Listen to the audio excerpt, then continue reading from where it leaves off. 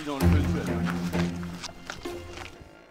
Bon bah ça y est, j'ai laissé partir mon cucu. On est sur le lac des Guzons pour une petite session pêche en barrage. On va essayer de faire 2-3 nuits. On a la chance d'être a priori seul sur le lac, donc ce qui va nous permettre d'avoir une belle zone de pêche et puis de pouvoir bouger, de s'adapter en fonction des opportunités ou les observations qu'on pourrait avoir sur le lac. Donc c'est rare qu'on pêche la nuit ici parce qu'on a plutôt tendance à remonter. Mais là on s'est dit que allez, les nuits vont être clémentes. La météo aussi, donc on va essayer de profiter de pêcher un peu de nuit. Et puis une fois de plus, si ça ne le fait pas au bout de 24 heures, 48 heures, et bah, on se posera les questions, puis on ira voir ailleurs.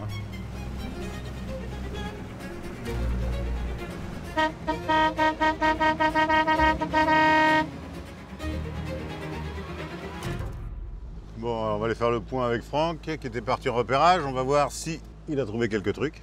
Ben là, on a la chance d'avoir personne. Non pas que les pêcheurs nous dérangent, mais c'est surtout que ça nous offre pas mal d'opportunités. Tu l'as pas ton zot, toi? Mais arrête-toi là, Maurice. C'est bon. Arrête-moi ton moteur là.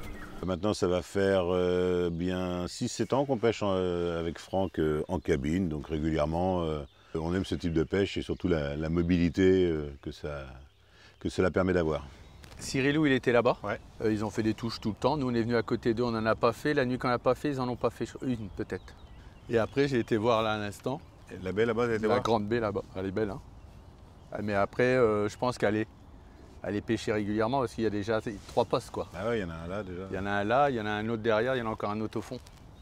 L'avantage, c'est qu'on a 3 zones, on va dire. Une, 2, 3 qui sont dans un périmètre relativement proche. On a quand même une mobilité, donc on est là 3 nuits. Moi, je commencerai bien dans la baie. Moi aussi. Bah, ça, si on veut la faire, je pense qu'il faut la faire tout de suite. Parce que s'il y a du poisson, on peut la vider, on peut se barrer. Mais on en aura fait quelques-unes. S'ils ne sont pas là, on peut se barrer aussi. Après, si on avise, on verra. Si on voit sauter, si on a la chance de voir 2-3. Bon, après, c'est là, je pense qu'elle reste bonne. Elle est tout le temps soumise à ce vent-là de saison là, qu'on a depuis le début de l'année. Ouais. Quand tu es là-bas, tu as des cannes de gauche, bah, elles se chevauchent, tu vois. Alors que là-bas, tu peux bien... Tu dois bien espacer. C'est vraiment cassant là-bas, t'as vu? En plus, je pense que s'il y a les vieux poissons, les gros poissons, ils montent pas là-haut pour frayer et ils vont frayer dans le fond de celle-là. Il y a des belles plages en fait. Ça descend lentement quand même. Ouais. Moi je dis casse-tente. Sous la ligne à haute tension du coup. Ouais, c'est là, voilà. Et pas de ce côté-là. Là. Ouais. L'avantage premier pour moi sur le bateau cabine, c'est vraiment la mobilité. Je lui en rajoute un deuxième quand même, c'est d'aller pouvoir se mettre dans des endroits qu'on ne peut pas pêcher du bord ou à moins de temps des lignes à 400-500 mètres. Là, on a des proximités, on est beaucoup plus près des spots et pour le coup, ça c'est vraiment très intéressant. Là, on est vraiment sur la zone de nuit, il n'y en a pas beaucoup sur ce lac, donc à cette époque de l'année, ça doit être la seule.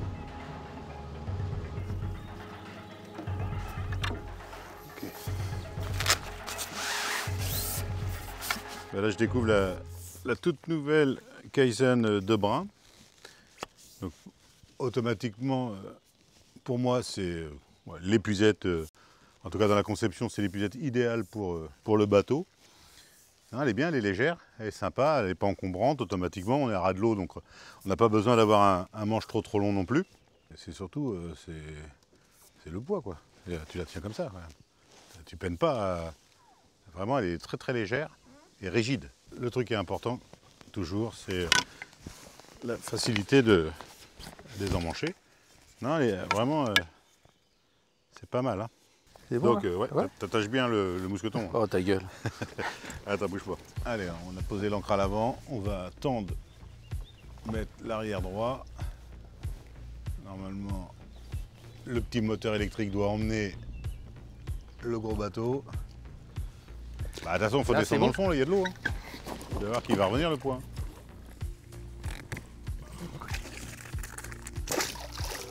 Vas-y, c'est bien là. Il n'y a pas tant que ça. Hein. Mais peut-être pas non plus trop loin du bord parce qu'après, au niveau de la législation. Eh ben, on va s'arrimer. Hein. J'ai une corde.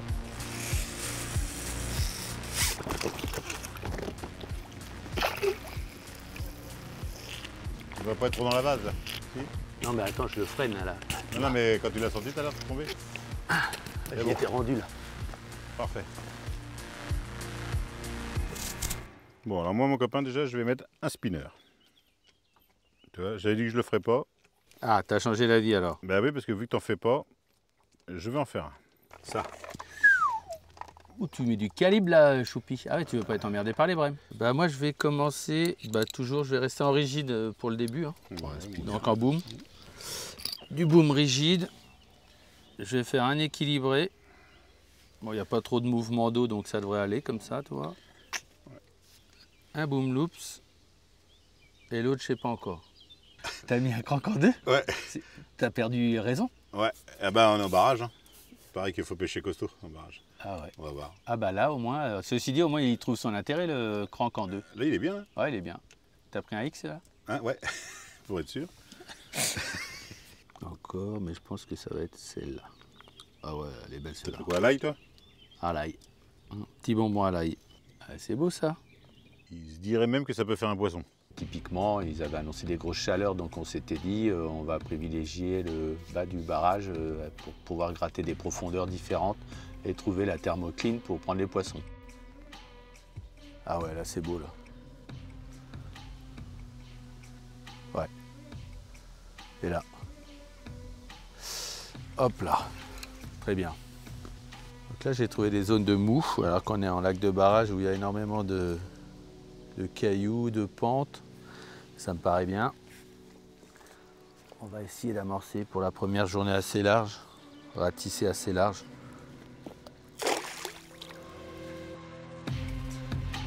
Voilà, c'est un peu sale, mais c'est des cailloux parce qu'on est face à la falaise. Mais après, pêcher dans les rochers ne servait à rien parce que les montages ils seraient automatiquement coincés entre des rochers. Les poissons, c'est pas sûr qu'ils puissent les voir et les prendre. Donc en fait, je cherche déjà visuellement les zones de descente de cailloux. Du petit caillou, hein, plutôt du gravier. Et après, quand c'est plus profond, à l'écho, les zones où on ne voit pas de grosses pierres en fait. En termes de structure de fond, je suis toujours un peu à l'envers de ce qu'il y a sur le secteur. Là c'est beaucoup de pierres, donc je vais chercher des zones molles, de sable ou de petits cailloux. Et s'il fallait qu'on soit sur le haut du lac, où là le lac est vaseux, j'irai chercher quand même un peu plus vraiment les zones de cailloux. Ah ouais, il commence bien là à 5 mètres. On arrive toujours sur les barrages avec des graines, tiger nut, de moins en moins du chêne vie parce qu'on a du mal à le conserver et puis on trouve qu'on attire vraiment trop de blanc. Voilà, on regarde l'écho, voilà, ça me paraît bien. Maïs doux, billes. Moi j'ai un appât qui fonctionne toujours bien dans les barrages et rivières, c'est l'essentiel sel. Donc j'aime pas m'écarter de trop et en général on part avec un seul type d'appât et après par contre plusieurs types d'équilibrés, de parfums d'équilibrés, de couleurs de pop-up. C'est un grand plateau, bien dur, bien dur, bien dur. Et là, ça remonte un peu. Donc là, c'est pas là que je veux mettre. Là, parfait.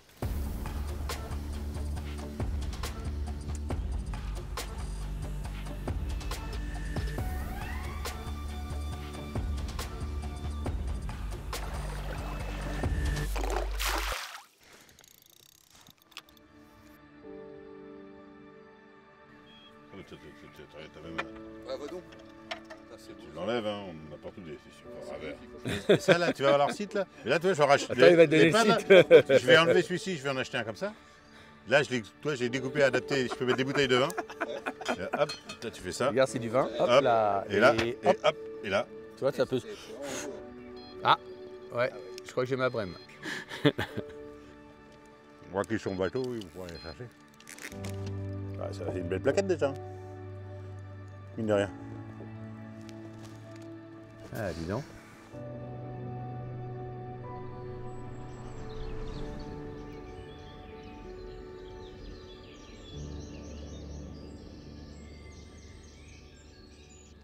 Les tasses.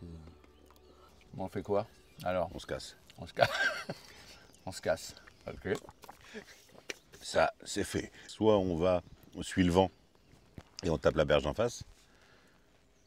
Soit on va la zone où t'es Cyrilou et Sébion. À gauche. Maintenant, comme on dit, hein, on a la mobilité du bateau. Si on s'en sert pas, c'est qu'on n'a rien compris. Ouais. Quand tu discutes avec les quelques locaux qui sont passés, ils te disent qu'il n'y a rien en ce moment. De toute façon, ça sert à rien de rester. Non, mais ça ne sert à rien de rester. Ça, c'est oui, acté. On l'a acté dans le début du break. Du briefing. On a changé de bateau, alors on a gardé l'autre, mais au moins on a un bateau un peu plus grand, un peu plus confort, avec moins de tirants d'eau. Enfin voilà, on a appris de tous les petits défauts que pouvait avoir notre précédent bateau. Et puis j'ai envie de dire quasiment à chaque session, on le réaménage un petit peu, on change 2-3 petits trucs pour une fois de plus tout optimiser et faire qu'on soit le plus efficace et qu'on perde le moins de temps quand on est au bord de l'eau. S'il y avait eu un poisson, j'étais plus en stress, là je suis en stress. Et hop, Maurice. Ça dépend les pêches qu'on veut pratiquer. En général, on se dit qu'on va se poser la nuit, donc on reste sur des secteurs de nuit. Donc déjà, quand tu as dégrossi ça, ça te laisse plus beaucoup de marge de manœuvre.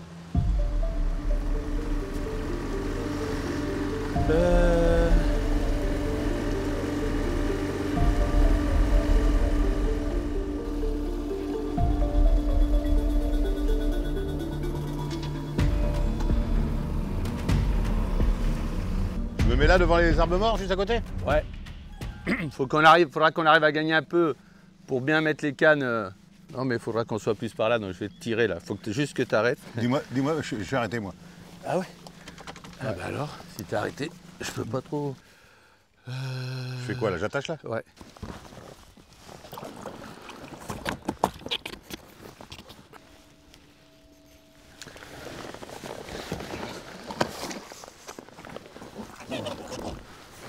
Ah putain. Là au nez du bateau, t'es bien. Là, tu vas presque être bien là. Ouais. On est en lac de barrage et comme on a eu quelques mésaventures avec les écrevisses hier soir, donc là je vais commencer avec pour le coup avec un loops que j'ai fait avec un curve car je voulais absolument lui additionner le shot on the hook. On a tendance à dire que ça ne fonctionne beaucoup mieux sur les hameçons à pointe droite. Donc c'est pour ça que j'ai préparé avec un curve. Pourquoi un loops? Donc je voulais garder absolument un côté souple pour la présentation des appâts. Et pour ce faire, donc je vais mettre des bouillettes slow seeking donc, qui sont équilibrées en essentiel sel puisqu'on amorce en essentiel sel. Les bouillettes plastiques. Et ça va me permettre d'être sûr de pouvoir pêcher tranquille toute la nuit. Et pour que le montage soit pêchant, glisse pas entre les cailloux, on met toujours des gros grippas. Ça permet déjà de bien sentir le fond lorsqu'on pose et de bien tenir sur les pentes.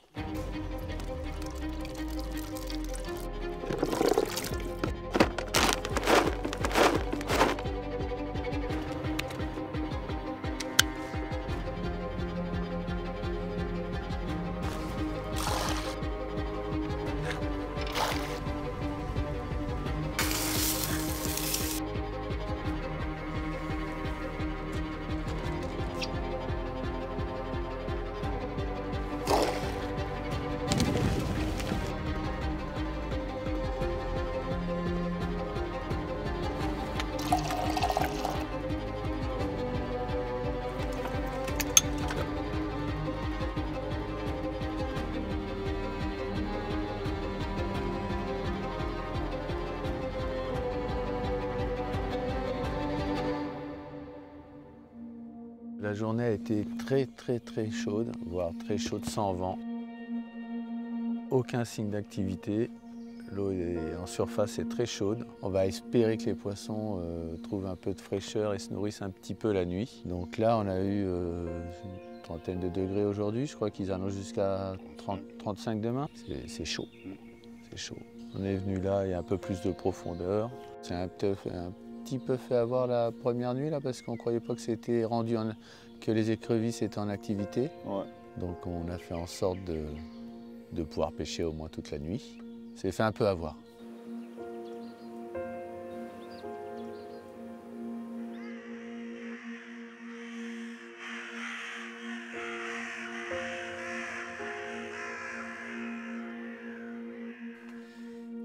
La cuillère, bien, ça, la cuillère. elle est quelque part. Ouais. Là j'en ai mis 8. C'est ça que tu veux.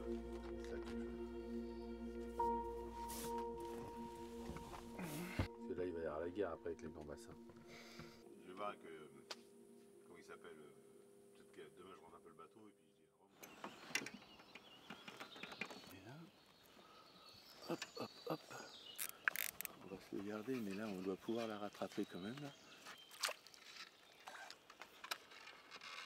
Ouh,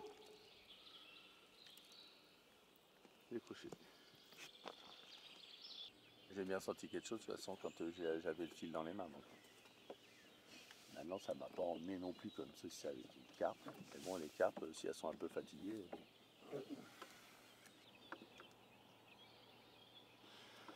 Bon, bah c'est tout. On va remettre un petit montage. Les montages souples ont tendance à être emmenés par les écrevisses sous les pierres et après le montage est inopérant en fait et on ne le sait pas. Donc avec du rigide, c'est déjà beaucoup plus compliqué pour une écrevisse de planquer le montage. Elles nous ont souvent sauvé le capot, celle-ci. On n'y veut pas parce qu'on se dit que c'est tellement commun, patati patata, mais en fait, c'est qui les connards? Bah, c'est nous en fait.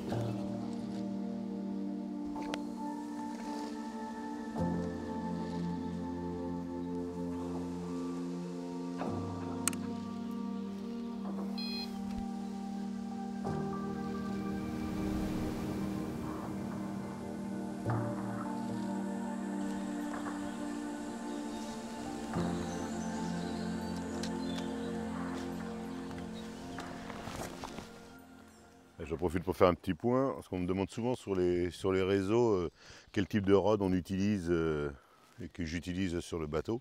Bah, c'est simple, nous on a simplement adapté nos singles sur des barres alu, toutes simples. Pourquoi avoir fait ça? D'abord ça correspondait bien à nos styles de test, ça permet aussi de jouer avec toute la polyvalence que peuvent amener les singles dans ce genre de configuration.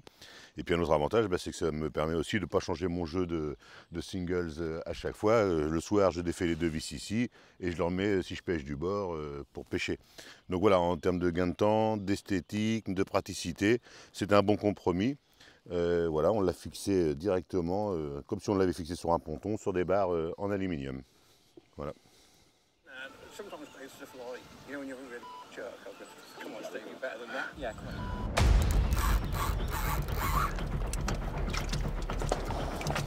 Ah, c'est pratique d'avoir des 10 pieds au moins. Hop.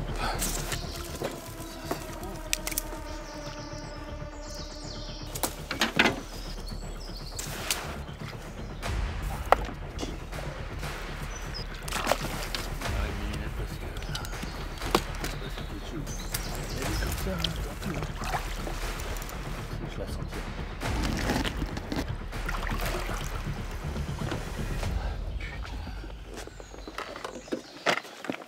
J'ai gratté comme on fait d'habitude et j'ai tout ressorti. Puis quand je suis arrivé presque au bout.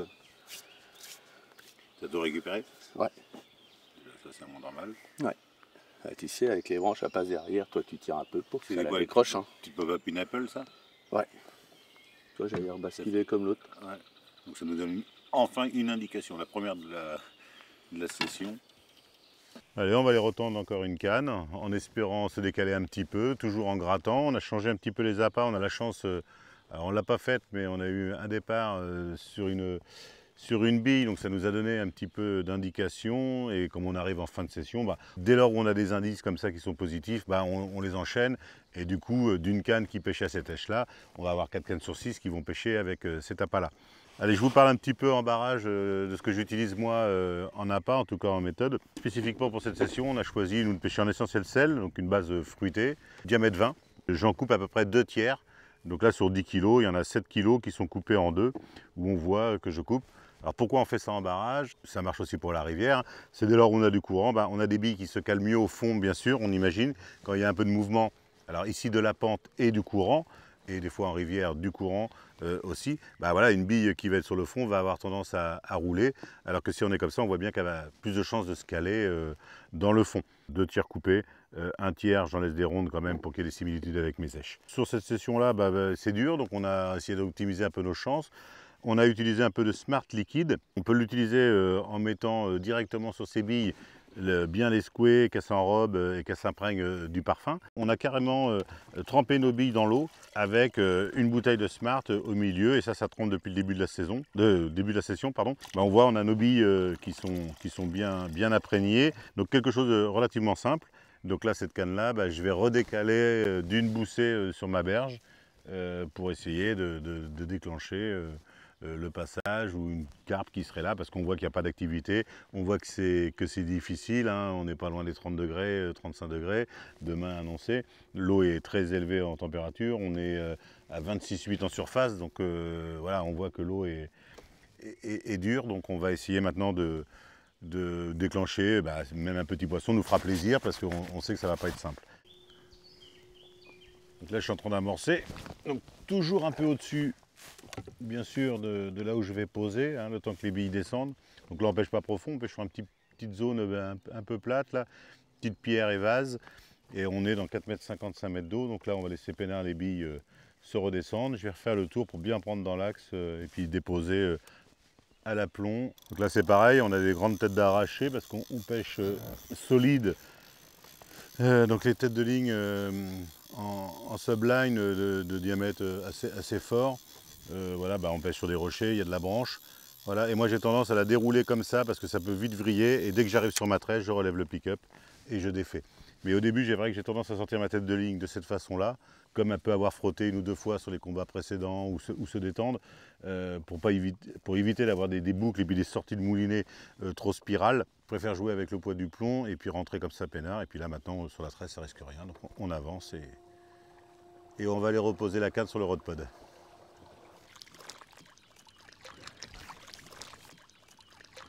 Ce qu'on a constaté à la levée des cannes, c'est qu'elles n'ont pas pêché très longtemps en fait cet après-midi. Sauf que nos billes, elles avaient complètement fondu, grignotées par les creux. Donc on savait qu'il y avait des écrevisses actives. On avait pris pour partie de partir sur du spinner avec une pop-up, ce qui en général permet quand même de durer plus longtemps qu'une bille dense ou une bille dans le fond qui est directement apportée et qui ne bouge pas, donc qui est beaucoup plus facile à grignoter. Là, avec des pop-up flottantes, en général, ça dure quand même un peu plus longtemps. Mais il ne restait plus grand-chose de la bille. On veut cette nuit mettre toutes les chances de notre côté, donc pêcher dans moins d'eau, pêcher avec l'èche qu'elle a fait du départ. Et pour s'assurer qu'elle va pêcher plus longtemps, on a pris parti de bâcher nos billes. Donc bâcher nos billes, c'est simplement venir y mettre une petite pellicule plastique, de façon à ce que ça ralentisse le grignotage des écrevisses.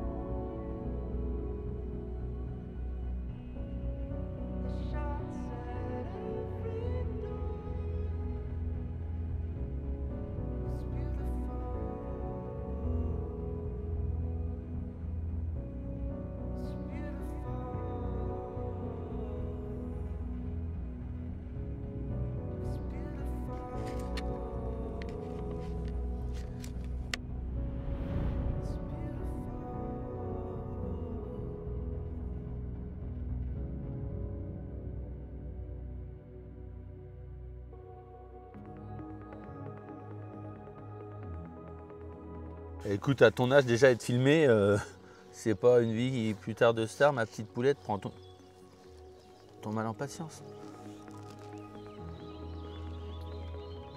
Petit poisson, mais poisson quand même. Hier, la perte d'un poisson de même gabarit dans les branches.